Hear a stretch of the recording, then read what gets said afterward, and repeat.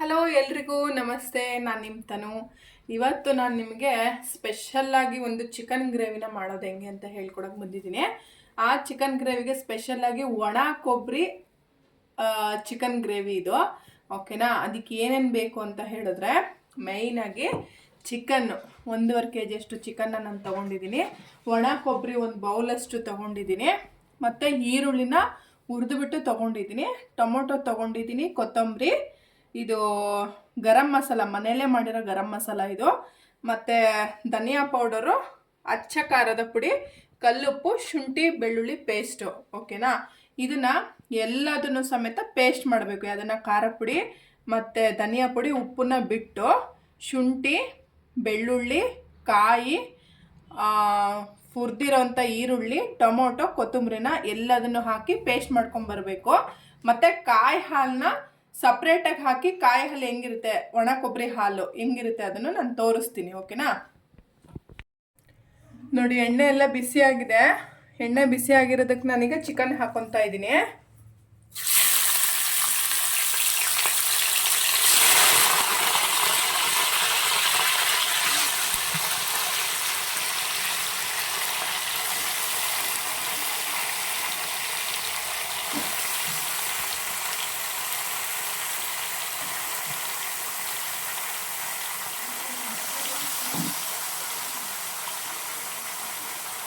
ಚಿಕನ್ನಿಗೆ ಈಗ ನಾನು ಕಲ್ಲುಪ್ಪು ಹಾಕ್ತಾಯಿದ್ದೀನಿ.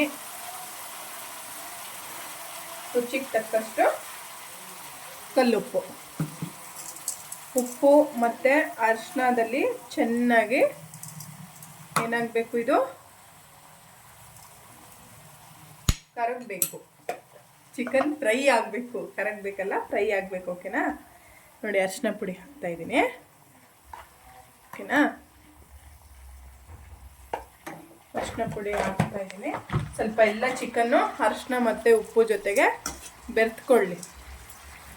ನೋಡಿ, ಈಗ ಅರಿಶಿನ ಮತ್ತು ಉಪ್ಪಿನ ಜೊತೆಗೆ ಚಿಕನ್ನು ಚೆನ್ನಾಗಿ ಮ್ಯಾರಿನೇಟ್ ಆಗಿದೆ, ಬೆರೆತ್ಕೊಂಡಿದೆ. ಈಗ ನಾನು ಅದಕ್ಕೆ ಮನೇಲಿ ಮಾಡಿರೋಂಥ ಅಚ್ಚ ಖಾರ ಪೌಡ್ರನ್ನ 2 ಸ್ಪೂನ್ ಹಾಕ್ತಾ ಇದ್ದೀನಿ. 2 ರಿಂದ 3 ಸ್ಪೂನು. ಅಂದರೆ ನಮ್ಮ ಮನೇಲಿ ಖಾರ ಅಷ್ಟಿರಲ್ಲ, 2 ರಿಂದ 3 ಸ್ಪೂನಷ್ಟು ಹಾಕ್ತಾಯಿದ್ದೀನಿ. 1 kgಗೆ ಇದು ಬೇಕು ಇಷ್ಟು. ಮತ್ತು ಧನಿಯಾ ಪೌಡ್ರು ನೋಡಿ, ಅದನ್ನು 2 ಸ್ಪೂನ್ ಹಾಕ್ತಾಯಿದ್ದೀನಿ. ಇದನ್ನು ಕೂಡ ಚಿಕನ್ ಜೊತೆಗೆ ಚೆನ್ನಾಗಿ ಮ್ಯಾರಿನೇಟ್ ಆಗಬೇಕು. ಸ್ವಲ್ಪ ನೀರು ಹಾಕ್ಕೊಂಡು ನಾನು ಚೆನ್ನಾಗಿ ಮಿಕ್ಸ್ ಮಾಡ್ತೀನಿ. ಫಸ್ಟಿಗೆ ಚೆನ್ನಾಗೆಲ್ಲ ಹಿಂಗೆ ಕಲಸ್ಕೊತಾ ಇದ್ದೀನಿ. ಆವಾಗ ಖಾರ ಪುಡಿದು ಹಸಿ ವಾಸನೆ ಎಲ್ಲ ಚೆನ್ನಾಗಿ ಹೋಗುತ್ತೆ. ನೋಡಿ, ಈಗಲೇ ಎಷ್ಟು ಕಲರ್ಫುಲ್ಲಾಗಿ ಕಾಣಿಸ್ತೈತೆ ನಮ್ಮ ಚಿಕನ್ ಒಣ ಕೊಬ್ಬರಿ ಹಾಲಿಂದು ಗ್ರೇವಿ, ಚಿಕನ್ ಗ್ರೇವಿ ಇದು ಮಾಡ್ತಾ ಇರೋದು. ಸಲ ನೀವು ಟ್ರೈ ಮಾಡಿ.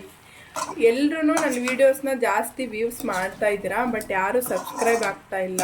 ದಯವಿಟ್ಟು ಸಬ್ಸ್ಕ್ರೈಬ್ ಮಾಡಿ. ಮತ್ತು ಕಮೆಂಟ್ ಅಂತೂ ದಯವಿಟ್ಟು ತಿಳಿಸಿ. ಎಲ್ಲರೂ ಒಂದ್ಸಲ ವೀಡಿಯೋ ನೋಡಿಬಿಟ್ಟು ರೆಸಿಪೀಸ್ನ ಟ್ರೈ ಮಾಡಿ ಕಮೆಂಟ್ ಮಾಡಿ. ಓಕೆನಾ? ಇದೊಂದು 5 ನಿಮಿಷ ಆಗಲಿ.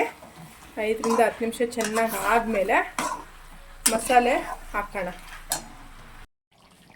ನೋಡಿ, ಈಗ ಚೆನ್ನಾಗಿ ನೀರು ಜೊತೆಗೆ ಉಪ್ಪು ಅರಿಶಿನ ಖಾರ ಪುಡಿ ಧನಿಯಾ ಪುಡಿ ಜೊತೆಗೆ ಚಿಕನ್ ಏನಾಗಿದೆ ಚೆನ್ನಾಗಿ ಬೆರೆತ್ಕೊಂಡು ಕುದೀತಾ ಇದೆ. ಈಗ ನಾನು ರೆಡಿ ಮಾಡ್ಕೊಂಡಿದ್ದು ಮಸಾಲೆ ನೋಡಿ, ಆವಾಗಲೇ ಎಲ್ಲ ತೋರಿಸಿದ್ನಲ್ಲ, ಅದನ್ನು ಹಾಕ್ತಾಯಿದ್ದೀನಿ. ರುಬ್ಬಿದ್ದೀನಿ, ಎಲ್ಲನೂ ಹಾಕ್ತಾಯಿದ್ದೀನಿ.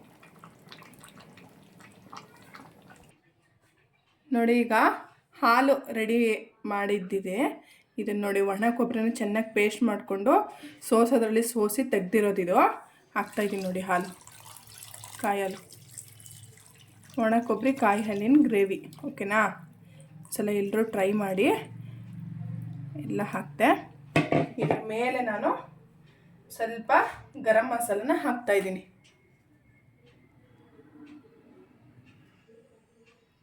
ಓಕೆನಾ? ಗರಂ ಮಸಾಲ ಹಾಕಾಯಿತು. ಎಲ್ಲ ಹಾಕಿ ಚೆನ್ನಾಗಿ ಬೆರ್ತ ಮೇಲೆ ಹೇಗಾಗಿದೆ ಅಂತ ನೋಡೋಣ. ಓಕೆನಾ? ನೋಡಿ, ಎಷ್ಟು ಕಲರ್ಫುಲ್ಲಾಗಿ ಕಾಣಿಸ್ತಾ ಇದೆ.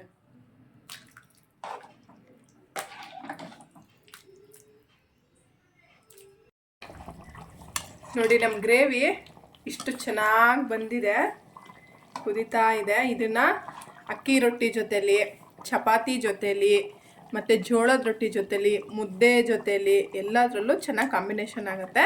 ಒಂದ್ಸಲ ಮಾಡಿ ನೋಡಿ, ಟ್ರೈ ಮಾಡಿ.